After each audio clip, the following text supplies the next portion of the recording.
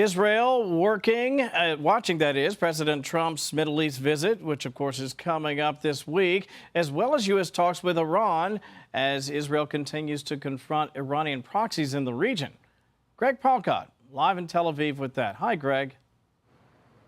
Hey, Kevin. Yeah, a lot of stuff happening. President Trump leaves for that Mideast trip tomorrow, and there are a lot of people here, especially Prime Minister Netanyahu, wondering where all this talk and diplomacy will leave Israel. Special Envoy Witkoff met for another session with Iranian officials in Oman about Iran's nuclear program.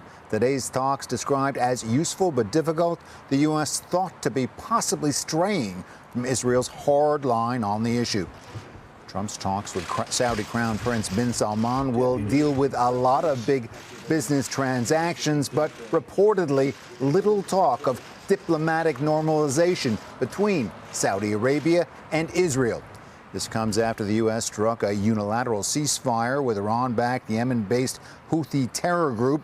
They are still firing at Israel, including, by the way, this weekend. The U.S. also just unveiled a new international humanitarian plan for Gaza. Its biggest selling point, Israel is not directly involved. And the missing icing on the cake for Israel, no visit here, as there have been in past trips, a sign analysts say could be that Trump is finding Netanyahu more difficult to work with. I put that recently to new U.S. Ambassador to Israel, Mike Huckabee.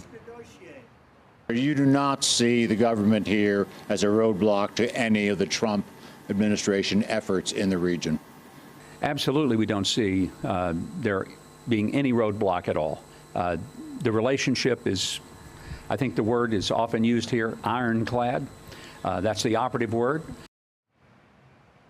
Huckabee did note, however, Kevin, that, and I'm quoting here, the U.S. does not have to tell Israel everything it's going to do. By the way, there are late reports tonight that the U.S. is speaking with Hamas about a possible ceasefire and a possible hostage release.